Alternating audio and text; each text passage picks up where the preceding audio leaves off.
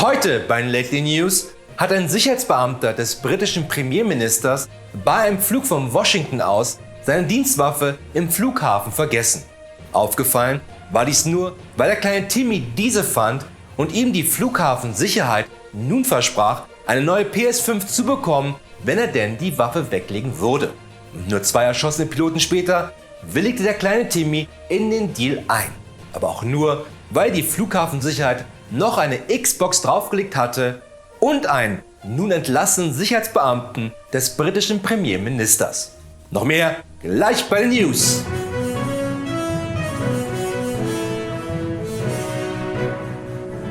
Hier ist Berlin mit der einzig wahren Nachrichtensendung dieser und der nächsten Welt. Das sind die Lately News, denn alles andere da draußen sind nur Fake News. Natürlich auch heute Abend wieder mit mir, Florian Streletz, bekannt als der Arzt, der Wladimir Putin seine Impfung gegen Covid-19 verabreichte. Und ich bin dementsprechend heute im Zeugenschutzprogramm, weil ich ihm leider um die 58 Mal mit der Spritze stechen musste, bevor ich ihm das gute Zeug vom BioNTech verabreichen konnte. Das passiert, wenn man in Russland unter Wladimir Putin Medizin studiert hat. Da lernt man im Studium nur, wie man Polonium unauffällig verabreicht. Außerdem, falls du glaubst, genauso cool zu sein wie ich, dann hau mit der Faust auf den Abo-Button und auf die Glocke, denn nur so haben wir die Chance, Sachsen-Anhalt heute auch quotentechnisch weiter abzuhängen. Natürlich bin ich heute wieder nicht allein im Studio, sondern auch dieses Mal werde ich unterstützt von den einzigartigen Lately News Korrespondenten aus allen Ecken der Welt. Ob aus New York, Sydney, Bielefeld oder aus Neustrelitz, wo wir gerade diesen Tausendfüßler zuschauen müssen, wie er diese beiden dicken und total gleichförmigen Pilze bei seinem Vorspiel umgarnt. Kein Wunder, dass wir die Natur immer weiter zerstören bei so verstörenden Sexpraktiken der Natur. Besorgt euch gefälligst, wie wir alle ein Hotelzimmer. Scheiß Natur. Außerdem gibt es nachher die einzig wahre Filmkritik zum neuen Venom 2 Let There Be Carnage, der in ausgewählten Kinos läuft und noch nicht beim lokalen Streaming-Dienst. Sämtliche illegalen Streams hier einmal außer Acht gelassen, weil von denen sogar noch Sony etwas lernen könnte oder auch Disney, nämlich wie man ruckelfrei in 4K streamen kann, was selbst Disney mit seinem Originalfilm nicht hinbekommt. Jedenfalls kommt nun endlich der zweite Teil von Venom raus und klärt hoffentlich ein für alle Mal die Frage, wo genau Venom anfängt und Tom Hardy aufhört. Denn trotz guter CGI war das schon im letzten Teil nicht immer genau zu erkennen. Weswegen der Film auch eher Hardy hätte heißen sollen und nicht Venom. Nicht zu vergessen ist sein Gegenspieler in diesem Film niemand Geringeres als Woody Harrelson, weswegen Venom 2 auch einfach nur Hardy Harrelson hätte heißen können. Würde das nicht dem berühmten und Oscar-prämierten Pornofilm Harry Harrelson zu ähnlich klingen, der im Übrigen genau dieselbe Handlung hatte wie jetzt Venom 2, nur mit weniger Sexszenen.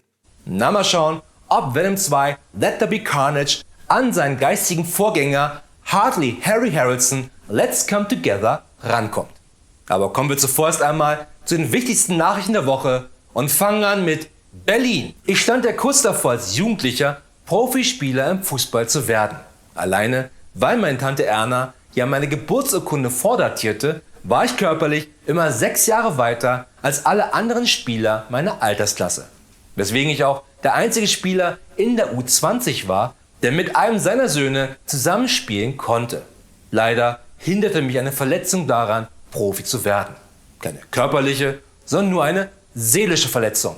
Weil mein Sohn mehr Tore schoss als ich, meldete ich sowohl ihn als auch mich aus der U20 der Spandauer SV ab. Strafe muss eben sein. Das dachte sich vermutlich auch ein Brasilianer, der am BR vom Zoll festgenommen wurde, als er versuchte, einen gefälschten Champions League Pokal in die Stadt zu schmuggeln. Leider versuchte sich der Brasilianer dann herauszureden, dass das nicht seine Idee gewesen sein soll, sondern Teil eines Masterplans eines gewissen Big City Clubs. Der Brasilianer wurde vom Gericht zu 10 weiteren Jahren in dem Maskottchenkostüm verdonnert. Derweil in Rom. Lang bevor ich mein Studium an der Ron Burgundy Universität mit einem sehr guten ausreichend bestand, war ich Fußballmanager des Spandauer SV. Und ich stand 2005 kurz davor, niemand Geringeres als Cristiano Ronaldo zum SSV in die 12-klassige Verbandsliga zu holen. Leider scheiterte das damals jedoch an wenigen Kleinigkeiten wie dem Geld, der sportlichen Perspektive oder weil ich mich als Uli Hoeneß ausgegeben hatte. Und ich denke zu Recht, dass Cristiano Ronaldo seitdem jeden Tag bereut, nicht zum SSV gewechselt zu sein, sondern nur zu solch unbedeutenden Vereinen wie Manchester United, Real Madrid oder Juventus Turin. Allerdings wäre mir nicht passiert, was Lazio Rom passiert ist, nämlich die Ablösesumme von 9,5 Millionen für den Spieler Pedro Neto auf das falsche Konto zu überweisen. Und so war die Freude bei Maria Patalucci leider nur von kurzer Dauer, dass sie 9,5 Millionen bekommen und sich schon auf ihren ersten Einsatz bei Lazio gefreut hatte. Noch zum Abschluss die Lately News Filmkritik der Woche ist dieses Mal zum neuen Venom 2 Let There Be Carnage, der seit letzten Donnerstag in ausgewählten Kinos läuft. Dabei hat sich leider nur wieder gezeigt, dass das Failing Hollywood auch diesen Film nur vollgestopft hat mit Fake Venoms.